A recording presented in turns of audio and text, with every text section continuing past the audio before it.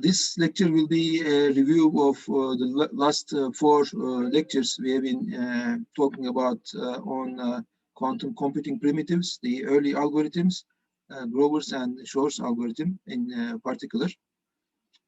And then we'll get into more involved applications that are actually useful in practical life, and also provide real speed up with respect to the best known classical algorithms. As we have been discussing, quantum computation is potentially powerful with respect to the classical computational schemes, because it exploits some of the quantum-like properties that we don't have in classical computation. Namely, these properties are the superposition property, the entanglement property, and interference of in between qubit states. We can formally visualize a quantum computer as a unitary transform, where in the input we have a quantum state, ket psi, which is a linear superposition of all possible ket x quantum basis states with alpha sub x amplitudes or weights. This is the most general quantum state that we can express. And this input goes through a unitary transform that represents a quantum algorithm or a quantum computer. As we have stated, all quantum algorithms and quantum operations have to be unitary. They have to be reversible. And then the output is another state vector, which I called ket psi prime. Again, with the same basis, ket x basis, all combinations of x basis states, but now this time with different amplitudes, beta sub x. This is basically, in a nutshell, what a quantum algorithm or a quantum computation is. And as we have mentioned, x over here, it is for an n-qubit system, it is all combinations of zeros and ones. It's a n-bit string, of zeros and ones, of binary numbers. And n, capital N, is 2 to the n. This is the number of basis states. As you recall, given n qubits, all the possible basis states is 2 to the n. This is all combinations, basically, of binary combinations of n qubit system. So another shorthand representation for a quantum computation or quantum algorithm would be, given alpha sub x, which that represent the amplitudes of the input basis states, we have a unitary transform that transforms these amplitudes to beta sub x, 2 to the n coefficients. And these coefficients by nature are computed almost instantaneously. I mean, classically, it is exponentially complex to compute all these betas, given these alpha sub x's.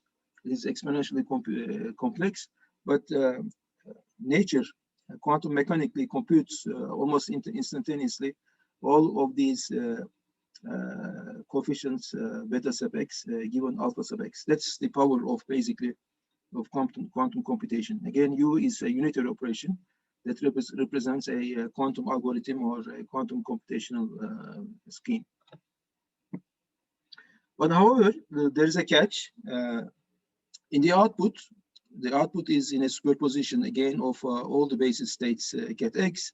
But when we make a measurement, right, this output state collapses to a certain to one of the basis states, one of the ket x basis states, with an amplitude beta sub x. In other words, with a probability beta sub x square. So we don't have a chance to measure all of these betas. We only measure one of the betas with a given probability. Therefore, we need to design U, which represents the quantum algorithm, in such a way that this desired solution is obtained by constructively interfering the basis states. We design U, in such a way that when we make a measurement, right, in the output with large probability, in other words, we design the algorithm in such a way that all the states interfere constructively in such a way that with large probability, the state we measure in the output is the desired result. That's the key insight, in quantum computation. Another point is we discussed we need to design U also efficiently. In other words, we need to design U in such a way that we need to be able to implement U with the number of gates that scale polynomially, not exponentially, but polynomially or less. This is what we mean by an efficient implementation of U. But in general, unfortunately, this is not possible. Most of the given a U, most U's, we are able to construct inefficiently using number of gates, unfortunately scale exponentially. But for those of the algorithms where we can construct efficient construct algorithms that utilize number of gates that scale polynomial or less, these are the efficient quantum algorithms that we implement using quantum computers. And this class of algorithms or problems, they are referred to as BQP, bounded error quantum polynomial algorithms. And this class of problems that we are discussing here. So in general, U is a 2n by 2n matrix given n qubits. It's a 2n by 2n unitary transformation. And any U, as we have discussed in the class, can be implemented using single qubit and double qubit gates, right? Single qubit gates like sigma x, sigma y, sigma z, or Hadamard, or the T phase transforms.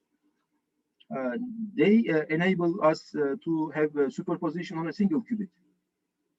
On the other hand, the double qubit operations like the CNAT, for instance, they enable entanglement property. So by proper usage of these single qubit gates and double qubit gates, we are able to construct efficient quantum algorithms or efficient unitary transforms.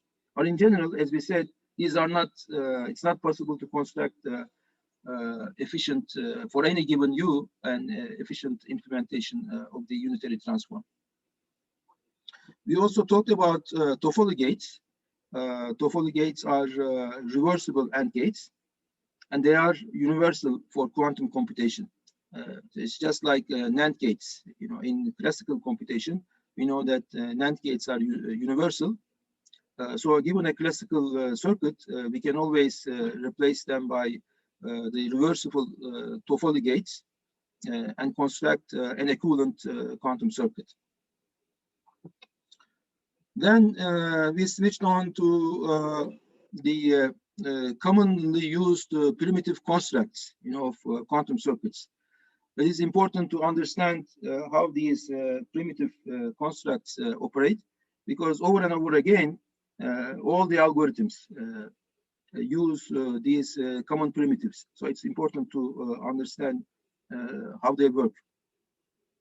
The first primitive we discussed was, we call it Fourier sampling, but it's nothing but an Hadamard operation tensored n times. For an n qubit system, you apply an Hadamard operation to each one of these qubits. So given U sub 1, U sub 2, up to U sub n, Hadamard tensored n, it transforms this cat U input state as expressed in this equation.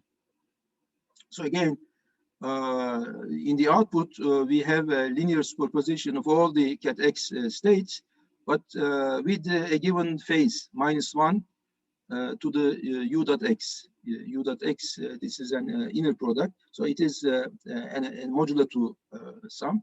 So it is either a 1 or a 0. So this u dot x determines the phase, of this ket x particular basis state, quantum basis state. And this 2 to the n over 2 is just a normalization factor, so that the square magnitude of all the coefficients, they add up to 1. Yeah, because as we said, all quantum states, they need to have the length of these quantum states, they need to be 1 always. And that's what this 2 to the n over 2 does, normalization. So as you remember, when u is all zeros, right? Ket u is all zeros and zeros, and this u dot x becomes 0, and this phase -1 to the 0 becomes 1.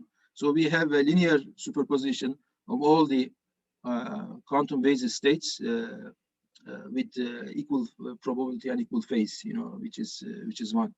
But for all the other combinations of u, right, in the input, we have -1 or +1, and in particular, the number of minus states always equal the number of plus states, in a given transformation. This is one of the properties of this Hadamard transform. And as we said, u is actually a vector. It's u equals u1, u2 up to u sub n. That represents the input, and x is represents the quantum basis states, x1, x2 up to x sub n, and we sum over all possible linear combinations of x's. So this is Fourier sampling.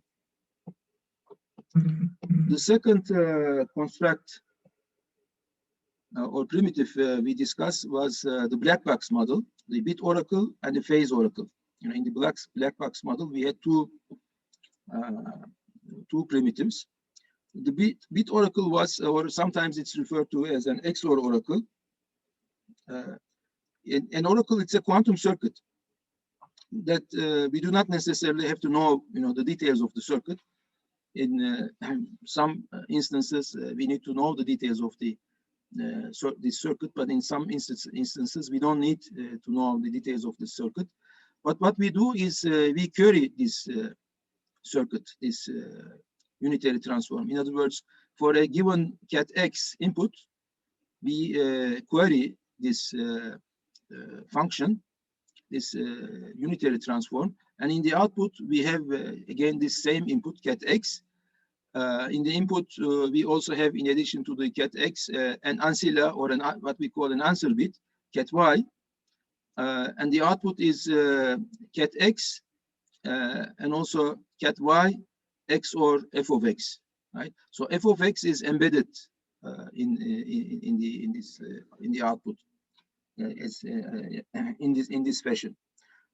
So as you remember, this was a generic form of a quantum circuit.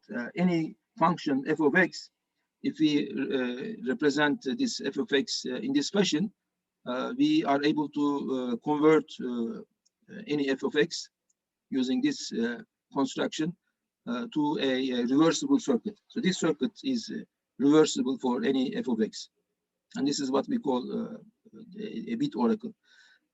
Again, if you want to represent this operation in a mathematical form, in the input we have ket x, ket y, because we compute the tensor product of the input. And this input is transformed by a given black box or a unitary transform u sub f.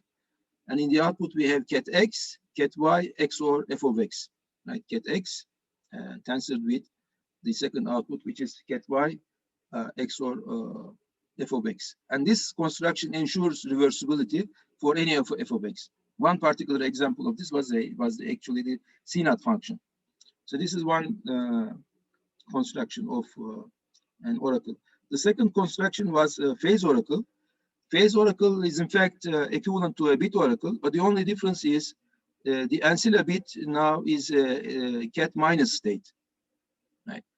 And we have shown in the class that if the ancilla bit is in the ket minus state, again we have the output ket x and then cat minus exclusive or cat f of x. But then we have shown in the class that when the ancilla bit is cat minus, this f of x now, the value of the function, is carried to the phase in the output. Right? Cat x, cat minus in the input, now through a unitary transform use of f is transformed to cat x, cat minus exclusive or f of x, right? And this we have shown in the class, that is equivalent to -1 to the f of x, cat minus. So this f of x, in the case of a bit oracle, it's in the output, but now in the input, instead of the ancilla bit, if you use the cat minus state, now this f of x, the value of f of x, is carried to the phase in the output. The importance of this is that, as we discussed, all the quantum algorithm does is to make sure in the output the interference of the basis states is in such a way that we constructively interfere, the phases of the desired result. So by carrying this f of x to the phase, we make sure that phase oracles are, are very convenient to construct such quantum algorithms. And then we discussed some of the early algorithms starting in 1985. We said these are not necessarily practical algorithms, but they demonstrate how we use these quantum circuit primitives and how we would be able to gain some speed up with respect to the best known classical algorithms. And the first one of these was David Deutsch's algorithm. This algorithm is given a mapping or a function from a single bit to a single bit. We would like to find if f of x is a constant or a balanced function. Right? And constant function we defined as f of x is 0 or f of x is 1 for all x, regardless of what the input is. If it is a constant function, the output is either all 0 or all 1. And the balanced function is if f of x equals 0, then f of 1 equals 1, or alternatively, if f of 0 equals 1, then f of 1 equals 0. So there is an equal number of ones and zeros in the output. This was the balanced function that we defined in the class. And we claimed that this circuit actually computes this in a single query. If you notice, classically, we need at least 2 queries, right? We need to input 0 and also, in addition, input 1 to make sure, that the output is a constant function or a balanced function. But quantum mechanically, we have shown that a single query is sufficient through this circuit. Again, we have cat 0 and cat 1 in the input. Cat 0 we apply in Hadamard and it's converted to a cat plus. Cat 1 now is the ancilla bit, right? Through the Hadamard gate, it becomes a cat minus. So now we have a phase oracle here, right? In the ancilla bit, we have cat minus, and in the input, we have a cat plus. And then when we analyze this, right, the output of a phase oracle was -1 to the f of x. Now f of x, the value of the function is carried to the phase, to the exponent, cat plus, cat minus, right? And then, so that means f of x takes the values either 0 or 1. So for f of x is a constant function, we have plus minus, cat plus, cat minus in the output. And for f of x balance function, we have plus minus, cat minus state. So after the Hadamard, right, if we make a measurement on the first qubit, then if we measure a 0, right, because 0 means if we apply Hadamard on cat plus, right? That corresponds to a cat 0 state. And if you measure a 0, then that means f of x is a constant function. But then otherwise, if this qubit is a cat minus state, and after the Hadamard, if you make a measurement, if you measure other than 0, or if you measure 1, right? Because cat minus Hadamard transform is cat 1, and then f of x is a balance function. So classically, this was the first algorithm that demonstrate the possibility of some kind of a speed up with respect to the classical algorithms. Of course, quantum computers did not exist in 1985, but this was just a demonstration that if a quantum computer would be built, then this could be an algorithm that demonstrates a speed up with respect to classical computation. So classically, one needs 2 queries, but the quantum circuit solves this with a single query. Then Deutsch and Jose algorithm in 1992 introduced a generalization of this Deutsch algorithm to n qubits. Now this time we have a function of n qubits of n bit strings to a single qubit, right? F of 0, 1 to the n to a single qubit. Given such a function, we'd like to determine again if f of x is a constant function or a balanced function. It's the exact same circuit, except that in the input, instead of a single cat 0 qubit, we have n of them. We have n cat zeros. Again, we apply Hadamard transforms to each one of these qubits. They become a cat plus state. And again, this is the same phase oracle construction. So in the input of the ancilla bit, we have a cat 1. Again, through an Hadamard transform, this becomes a cat minus state. And we have this unitary transform that represents the f of x. And we'd like to determine whether f of x is a constant or a balanced function. Okay, so this is also straightforward to analyze this circuit. We typically analyze these circuits step by step, right? At each stage of the algorithm or the circuit, we compute the quantum state, right? And in the input, we observe that the circuit actually achieves, what we claim. So again, if we follow a similar approach on this circuit, in the input we have cat 0 tensored n, like n times cat 0 qubits, tensored with cat 1, this ancilla bit, and we apply Hadamard. Hadamard applied to cat zeros, right? This is a equal linear superposition of all cat x's. The first primitive that we discussed shortly, like a few minutes ago, and this is again just a normalization constant.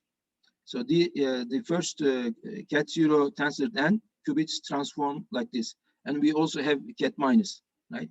Tensored cat minus. This is we are at this stage, and then we apply U sub f.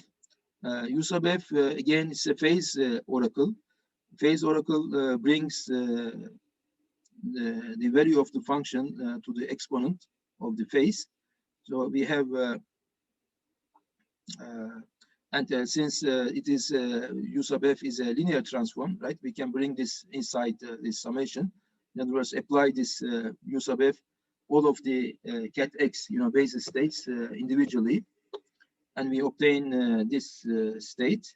And then when we apply Hadamard transform here in the output of U sub f, we obtain plus minus some cat x, right? And cat minus for f of x is constant. Because when f of x is constant, right, if the value of f of x would be either all 0 or all 1. So when f of x is all 0, this phase becomes plus 1. And when f of x becomes 1, minus 1 to the 1 is minus, so the phase becomes minus. So for a constant f of x, we would obtain this quantum state. And then when we apply in Hadamard, right, to this state, we have plus minus ket all zeros, ket minus for f of x is constant,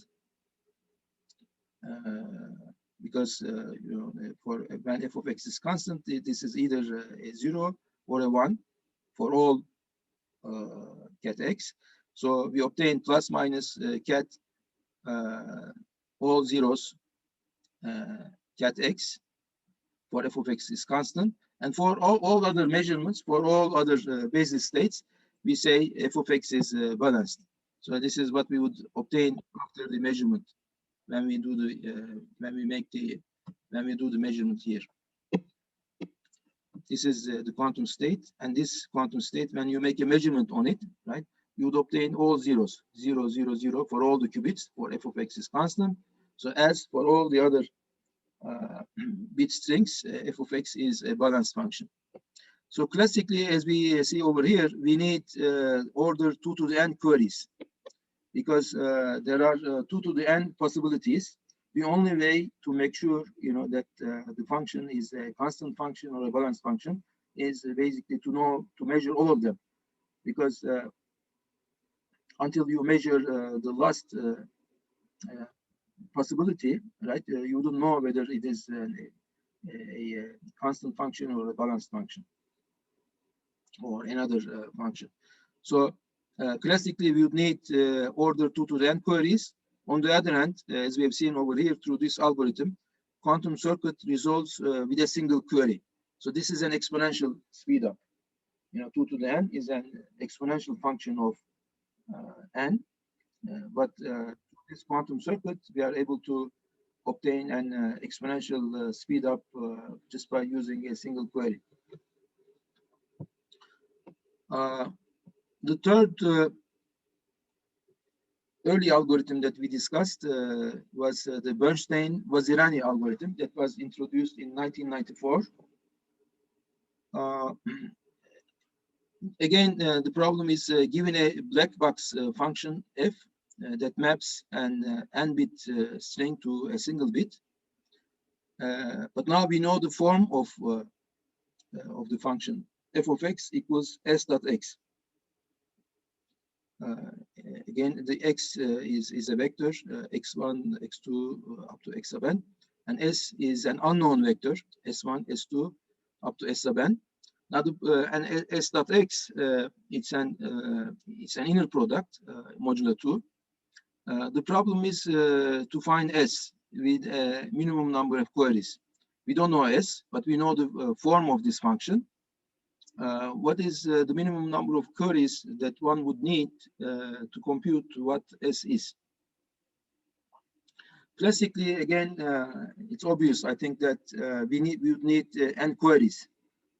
For each s sub I, right, we would need a single query. For instance, if you'd like to give an example, if in the input of the function you have all zeros, but a single one in the ith entry and all the rest is 0, then this would return, if you plug in this inner product, this would return s sub I. So classically, one would need n such queries for each one of these s sub I, so that would be able to obtain the s string, you know, s equals s sub 1, s sub 2, up to s sub n definitively. But we'll see that quantum mechanically, a single query again would be sufficient, and we claim this circuit does this. Again, this circuit is exactly the same, you know, construction as Joshua or Deutsch's algorithm.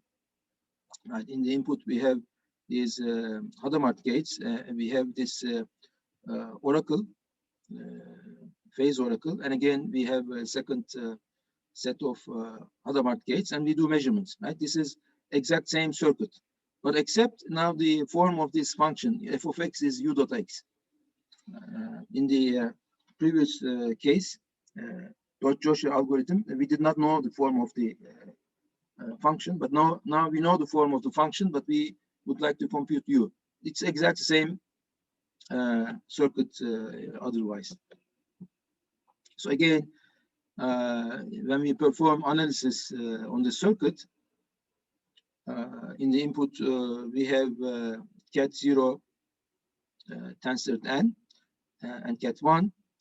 Again, through this Hadamard transform, this ancillary bit cat 1 becomes a cat minus state, so that this makes this as a converts this to a phase oracle, and the remaining qubits they are transformed by these Hadamard tensor n. So this stage we have again 1 over 2 to the n over 2 summation over all possible x's cat x cat minus. Right. This was again the same Fourier sampling primitive that we had discussed. And then when you apply the phase oracle u sub f, right, the phase oracle brings the value of the function to the exponent of the phase. So we have 1 over 2 to the n over 2 summation minus 1 to the f of x cat x. Since u sub f is a linear operator, right? When we apply a linear operator to this, we can apply individually, to all of the basis states. It's a linear operator, so we can take it inside the summation. And then when we plug in the form of the f of x in this expression, we have 1 over 2 to the n over 2 sum over x minus 1 to the s dot x, because f of x is, now we know, s dot x, cat x, cat minus.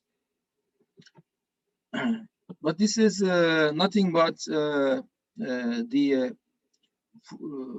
Hadamard transform, tensor n times. This is actually tensor n times Hadamard, but to avoid clutter, I didn't, I just expressed this as a single Hadamard transform, but this is actually Hadamard tensor n. So this construction is nothing but Fourier sampling, transform of cat s. So we have Hadamard cat s cat minus, because this cat minus is because of this ancillary qubit. And when you make a measurement on this, right, when you apply a Hadamard transform over here at this stage, we know that Hadamard transform is the inverse of itself. Even if it is in the tensor form, H tensor n for n qubit Hadamard transform, the inverse is itself. It's a self-inverse operator. So when we apply Hadamard again, this Hadamard transform cancels this Hadamard. Hadamard inverse Hadamard equals I, the identity operator. So we have cat s, and also of course cat minus, because of the ancillary bit. But when we make a measurement on cat s, right, we have S0, S1 up to S sub n. This is now we convert it after the measurement to a string of classical bits. So again, there is a speed up with respect to the classical algorithm. Classically, we said we need order n queries, right, to obtain what this S's are, what this S string is. But through this circuit, quantum mechanically, with a single query, we were able to obtain what the S is. So in this case, it's supposed to be U. When I've changed the notation, the S over here is U actually, because f of x is no, it's S dot x. I'm sorry, it's wrong over here. It is I have mentioned as correct over here, in the definition of the problem and in the circuit over here, but this U is supposed to be an S. So okay, so the rest is correct. Okay, so then after completing these early algorithms, we started to discuss more complex, but at the same time more realistic algorithms that would have immediate practical applications.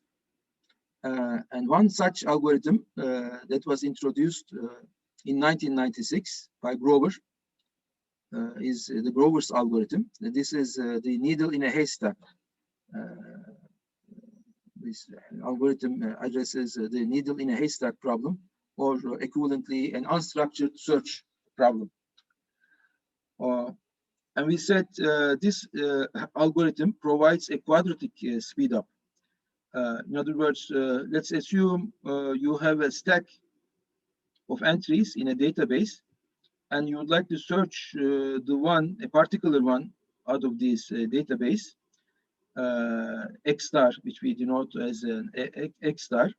What is the number of queries one would need? I mean, naively, for naive algorithm, right? You need to go over all of these one by one until you find what X star is. So classically, one would need order capital N searches. Capital N is the number of entries in the database. But best known quantum computational algorithm, it's possible to achieve this in order squared of n. So there's a quadratic speed up with respect to the best known classical algorithm. And there's a theorem that states that this is the best one could possibly do. It is not an exponential speed up, but like for problems, like if you assume, for instance, if you have a large problem with 1 million entries here, right, this would reduce the number of queries to 1,000. So it is still a significant improvement. And not only that, the application of Grover's algorithm is very wide, because the needle in a haystack problem or the unstructured search problem is an NP-complete class problem. And in the NP-complete class problems, they are exponentially hard. But once you know the answer, it is very easy to verify. And there are thousands of very famous and complex problems, like the traveling salesman problem, the Boolean satisfiability problem that we discussed in the class. They are all in this NP-complete class. So a speed up, a square root of n quadratic speed up in the unstructured database search problem would be applicable to all of these NP-complete class problems, because it is possible to map one of these problems to the others. So it has a very broad range of applications. And we said formally, we can formulate this problem as follows. Given a function of capital N bit strings to a single bit, right? If function that maps 0, 1 up to capital N minus 1 to a single bit, we would like to find the x such that f of x equals 1. In other words, if this x is, we represented as x star. This is the x that satisfies the f of x equals 1, this f of x function. This is how we represent or label, the database entry that we are looking after in this database. And we said in the class that Grover's algorithm is able to compute this search algorithm, unstructured search algorithm, with a quadratic speed up. And the Grover's algorithm we mentioned uses these three primitive constructs or primitive operations. The first one was this black box function for f of x equals 1. Right, in the input we have x1 up to x sub n, and then cat y and answer a bit. And u sub f computes this f of x function. So we are searching for the solution cat x, right, x1 up to x sub n, where such that f of x equals 1. So this is the first construct primitive that Grover's algorithm use. In other words, it computes f of x and declares the solution when f of x equals 1. Finds x such that f of x equals 1. This is one primitive. The second primitive was this. This is also in the input.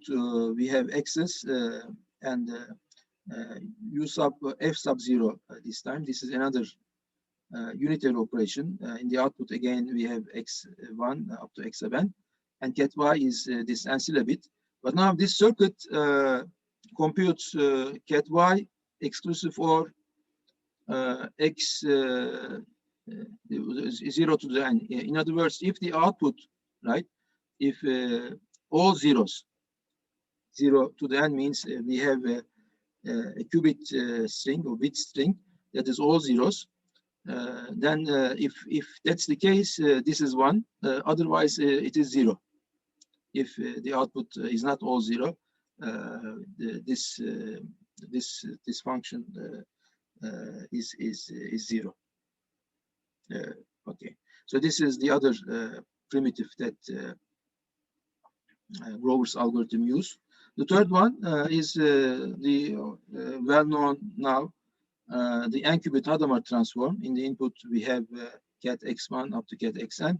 We have the Hadamard transform, and in the output we obtain this Hadamard transform or Fourier sampling of the input. Again, cat y is the ancilla bit. So we said, we claimed that this is the quantum circuit for Grover's algorithm. In the input, we have cat zeros and cat minus as the ancilla bit. We have, again, we apply Hadamard to all the cat zero input. And then we apply U sub f. And this U sub f turned out to be reflection, right? Along this axis. We'll discuss it, further what this axis is, but this was one of the reflections. And this second construct, H U sub f0 and H, this was a second reflection around this cat S state, right? So Grover's algorithm was the repeated application of these reflections. Reflection 1, U sub f, and then H, U sub f0, H, R times, R to be determined. So we repeat this computation R times to measure X star in the output, to measure the X that satisfies f of X equals 1. So the algorithm, the general overview of the algorithm would be, we have cat 0 in the output, and we construct this Hadamard of this cat 0, and we repeat this circuit R times. This is H U sub f0, H U sub f, right? This circuit, this part is first reflection and second reflection. We repeat this R times, and then we measure the output, and we said with large probability the output would be the X that satisfies f of X star equals 1. That the X that we are looking after. I'm just going to review this briefly over here, just to remind the general logic, behind this. We have discussed this in detail in the class, but the general logic was, we start with the cat S state. Cat S was the Hadamard on cat 0, right? This is my initial state. I have cat 0 in the input, and then I apply Hadamard, and this is the state after I apply Hadamard. It is an equal linear superposition of all the cat x's. Like this was the first primitive we discussed, the Fourier sampling primitive. And then I could represent this as with the cat A0 and cat X star basis, like in this two-dimensional space, with a vector. Cat S is a vector with coefficients cosine theta and sine theta. Right? If this is cat S is a vector, then I have this cosine theta would be this angle, and sine theta. So since it has a length 1, right, this amplitude would be cosine theta, this amplitude on the cat A naught, and the amplitude on cat X star would be the sine theta. So now the claim is I apply on this cat S state this unitary operation R times, right, repeatedly. The first one was a reflection about A0. Cat A0, remember, was the linear superposition of all the cat S states that other than the solution that results in f of x equals 0 at all the states other than the solution. And cat X star is of course the solution. So the logic was when I apply U sub f, the first primitive on this cat S, we have shown in the class that this was actually a reflection, around cat A naught. So we bring this vector, we reflect this vector around cat A naught. But and then when we apply H use sub f naught H to the new vector, this was another reflection, now this time around cat S. So we reflect the new vector to a location, somewhere over here. And we also had discussed in the class a theorem where if you have a double reflection along two planes, that intersect each other with an angle theta, each time we apply a double reflection, the total reflection of the vector was 2 theta. So from there, we computed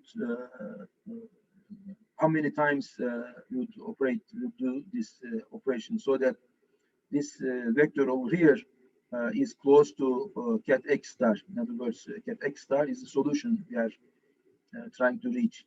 So after we concluded that after order squared of n operations of this and reflections, right, double reflections that are defined through these operations, we are able to get very close to cat X star, and with very large high probability we measure the solution in the output of cat X star.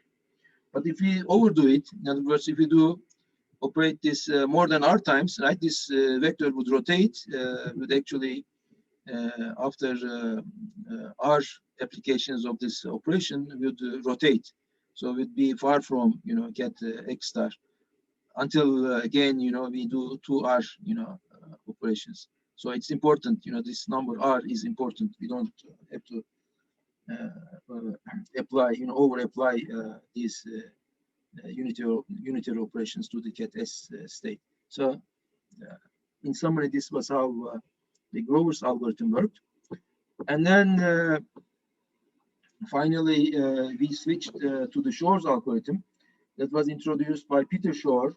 He was working at Bell Labs at that time, but now he is working with MIT. And he introduced this factorization algorithm in 1994. This was one of the most important algorithms, quantum algorithms, in the sense that it has very important practical implications. As a result of the introduction of this algorithm, the research towards quantum algorithms and building quantum computers accelerated, because this was the first time, people recognized an important and practical application of quantum computers. And as we discussed in the class, Shor's algorithm uses two primitive quantum circuits. One of them was the quantum Fourier transform, and the other one was quantum phase estimation. In fact, we have seen in the class that Shor's algorithm is nothing but quantum phase estimation algorithm in a sort of different setting. And we said Shor's algorithm has two parts. One is the classical part, and the other one is the quantum circuit part, and they need to work concurrently. We'll discuss that also. But now, for now, let's review what quantum Fourier transform and quantum phase estimation were.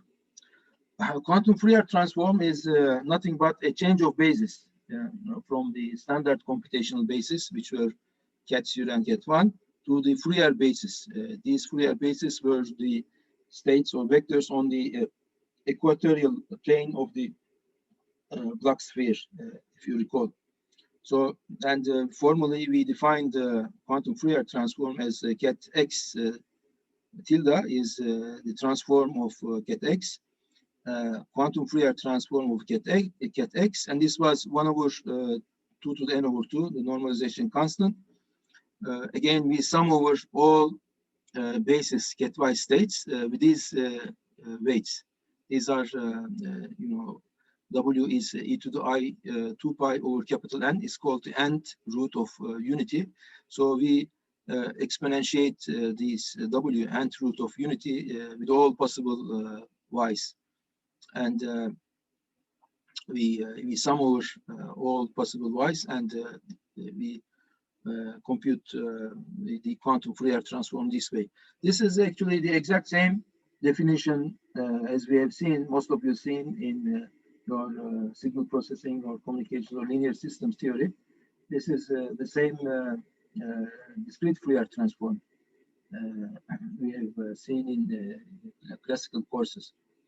But we have gone through this and we have seen what this actually implies in our context. Cat x assume is the input x1, x2 up to xmn. When we apply quantum Fourier transform, this is actually Cat x tilde. So we are computing quantum Fourier transform for each one of these input qubits individually.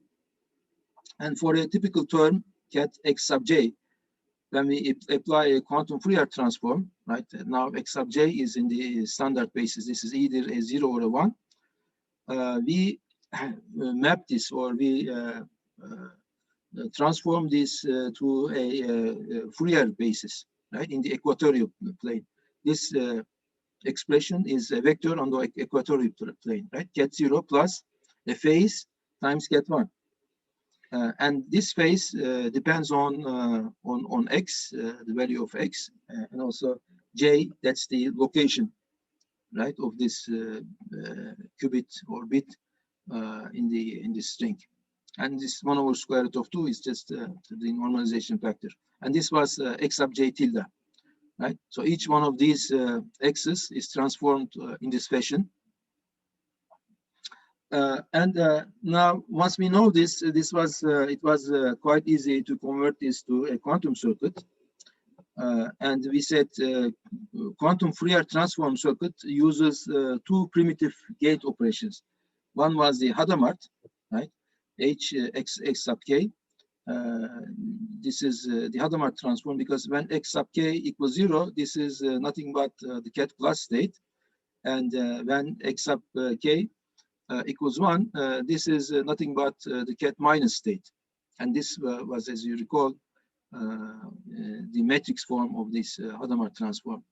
The second primitive gate that we used was the unitary rotation parameterized by k. K again is this location of this qubit or bit, you know, in this string. And this was just a phase, you know, introduction of this phase instead of in front of the Cat1 state. So this was e to the I 2 pi x sub j over 2 to the k x sub j. So when x sub j equals 0, as you see, this phase is 1, so it doesn't introduce any phase. But when x sub j equals 1, right, this is a phase e to the I 2 pi over 2 to the k, which is basically, you know, this phase over here. And we called this a controlled rotation, and this was the matrix representation of this. It is called controlled rotation because if you apply this to the cat 0 state, right, you have 1 0, cat 0. It picks up the first column. It doesn't have any effect on the cat 0 state as we want to. But if you apply this unitary operation to the cat 1 state, you obtain cat 1 with this phase, in the front. So it's the exact duplication of what we are looking after. And it is actually easy, to see that this circuit does that. It is, you have in the input x1, x2 up to xn, and we want to compute the Fourier transform of this string. So you first apply in Hadamard and controlled URAT 2. In other words, when x2 equals 0, leaves it the same. But when x2 equals 1, it applies this rotation, and it does this for all qubits up to xn, and it computes x1 tilde. This is in the output over here, x1 tilde. And similarly for x2 tilde, x3 tilde, and xn tilde. And in the end, when you make a measurement at the end, of this circuit, we have seen in the class, that you actually have this operation applied to all x sub j, and you obtain the quantum Fourier transform of the input string cat x, and convert it to cat x j x sub j tilde. So this was quantum Fourier transform. Another important primitive. This primitive is important not only for the Shor's algorithm, but it is also important for, as we'll see when we do quantum material science, quantum chemistry, and also many other applications. It is important to compute the period of a function, of a sequence, but at the same time, this e to the I theta, eigenvalue of this operator u corresponding to cat psi state. It also, this theta over here corresponds to the eigenvalue of the system, quantum system Hamiltonian.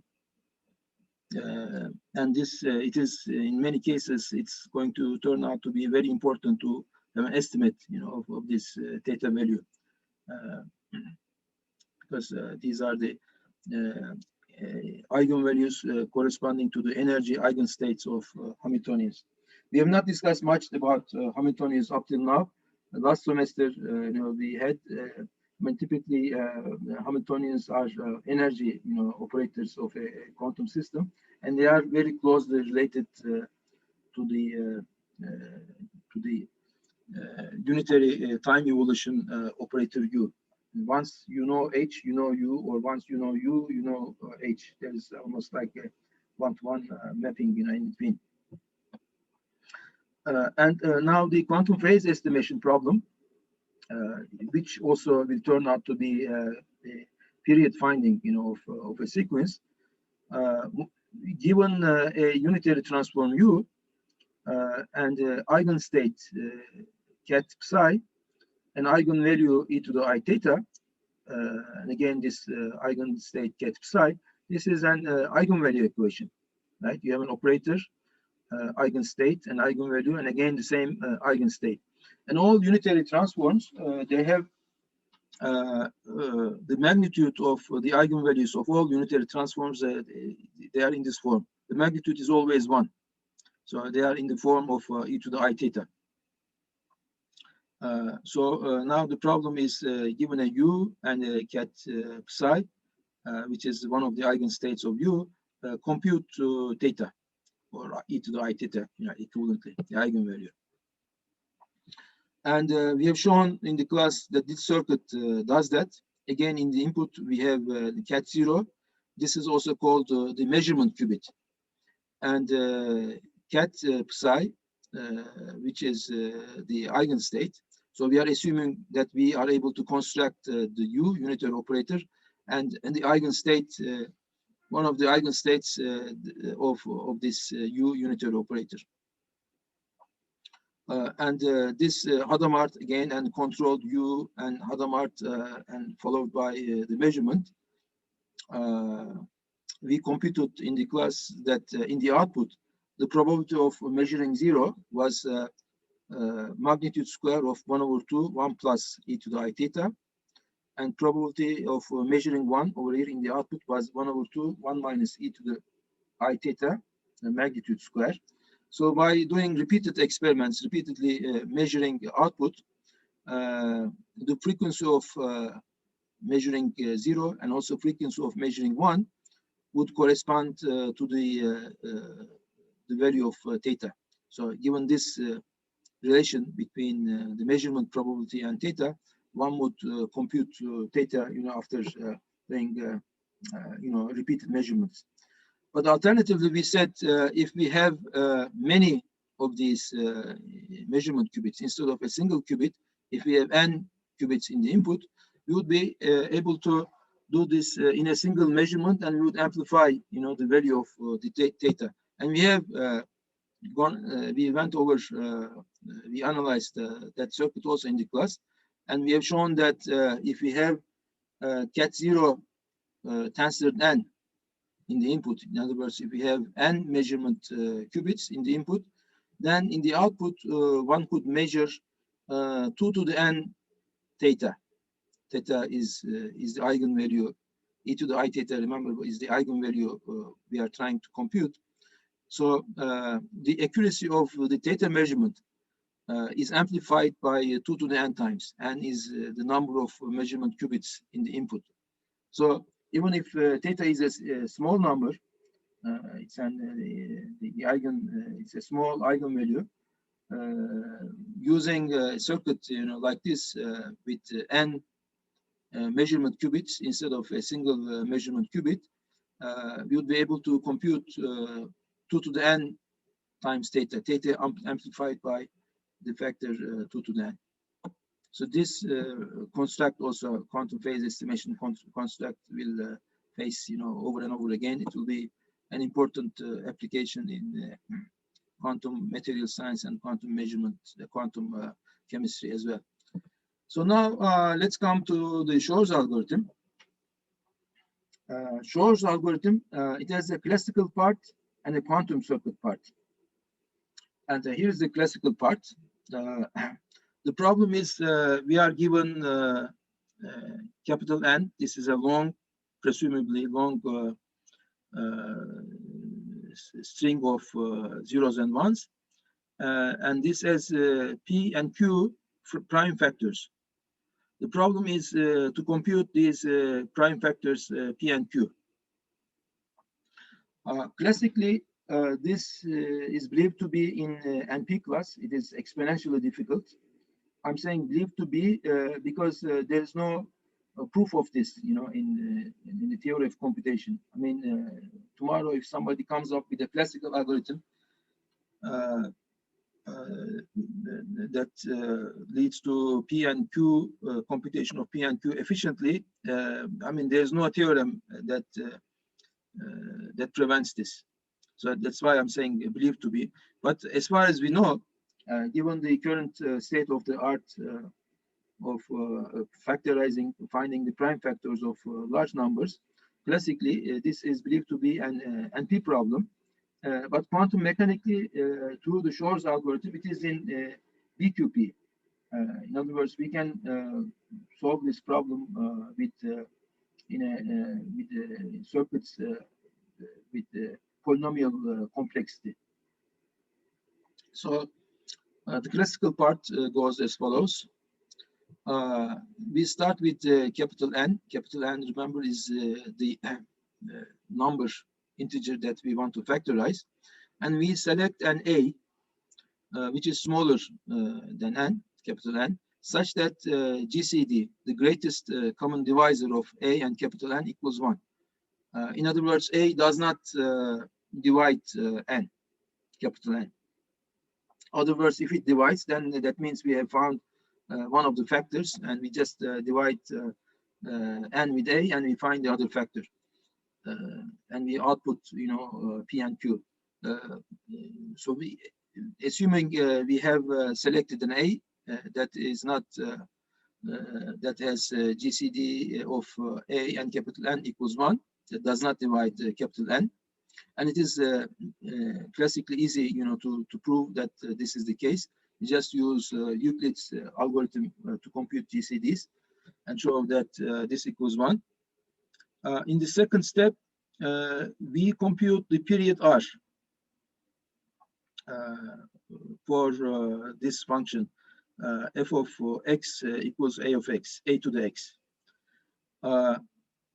As you recall, we had discussed in the class, some of the modular arithmetic basics, and we have seen that if a to the x equals 1, right, this particular x that we denote as r would be the period of this sequence.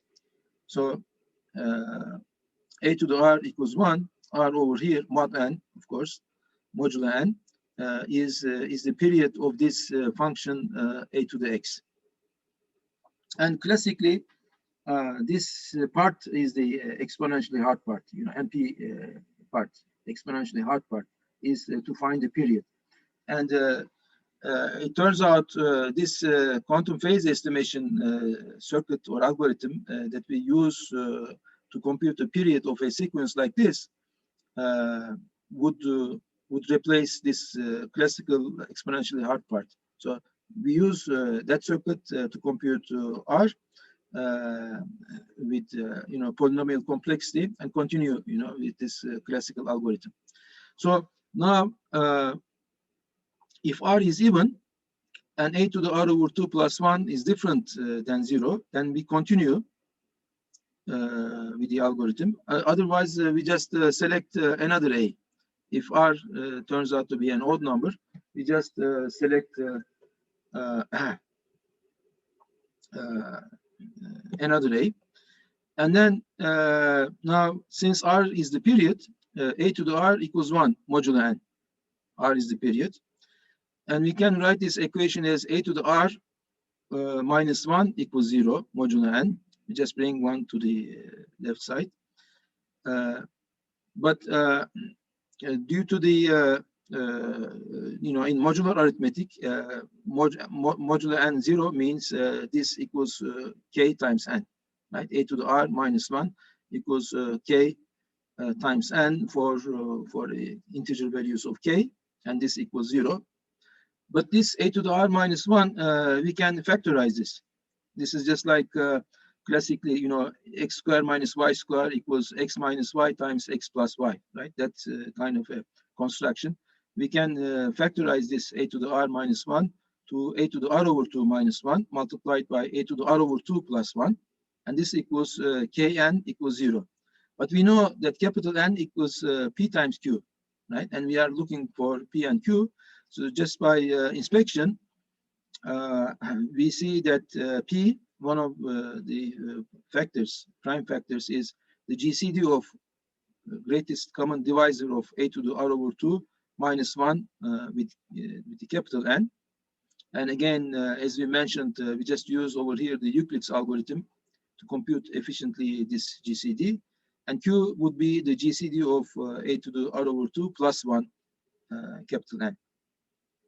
Hence, through this classical algorithm, this factorization problem to find capital N equals PQ is now reduced to the problem of finding the period of the sequence a to the x mod n, right? The period, once you find this x such that a to the r, right, a to the x equals 1, then that particular x would be the period of this sequence. But then once you do period, you follow this algorithm and you can compute p and q.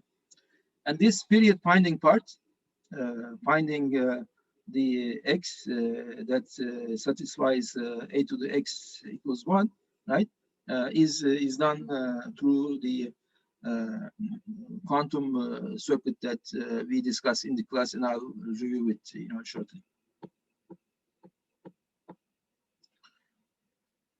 So this was, we claimed, was a quantum circuit for Shor's algorithm. This is the part that computes the period of a to the x modern. And we analyzed this in the class, and we have shown that this circuit actually computes R such that a to the R equals 1, period. This is the period, and efficiently. And then that R, we the period we find through the circuit, we plug in to the classical algorithm that we just discussed to compute P and Q. And also in the class last time, we had seen that this circuit is the same as the quantum phase estimation circuit, given that this unitary transform, right? In the phase estimation, remember we had a U that we were trying to compute the phase, the theta. So if you in that circuit, if you replace U to the 2 to the n minus 1 with A to the 2 to the n minus x, right? Instead of when you construct this unitary operation u sub f f of a and n, f of a and n is nothing but a to the x. This unitary transform computes a to the x, modulo n. So if you do that replacement, you'll see that this is the exact same circuit as the quantum phase estimation circuit that we discussed in the class. Okay, so with this, I'd like to conclude for today, unless there are other questions. And next time, we'll continue with other applications of quantum computation. In particular, I would like to get into, and I'll send you more materials, for your review through the email. I would like to start with quantum material science and quantum chemistry applications. I emphasize, on this application because for the near term, for quantum computers, the term that we call, that we refer to as the NISQ, noisy intermediate scale quantum computation, NISQ, range of computers which we have right now. NISQ range, it's noisy because the quality of the qubits is not perfect, and they typically, for large applications, they require quantum error correction. And it's in the intermediate scale because now the current quantum computers that Google has or IBM has, they have little over 50 qubits. They have 50 to 60, 70 qubits, but it's expected that this number of qubits will scale up very quickly. But at present time, we have this little over 50 qubit quantum computers, and quantum chemistry, in other words, designing molecules for certain specific applications, it's a very convenient application of the current quantum computers. And it has many applications, many interesting applications that they would be able to use immediately, using this current quantum computers. And that would actually provide exponential speed up, exponential performance increase with respect to the current classical algorithms.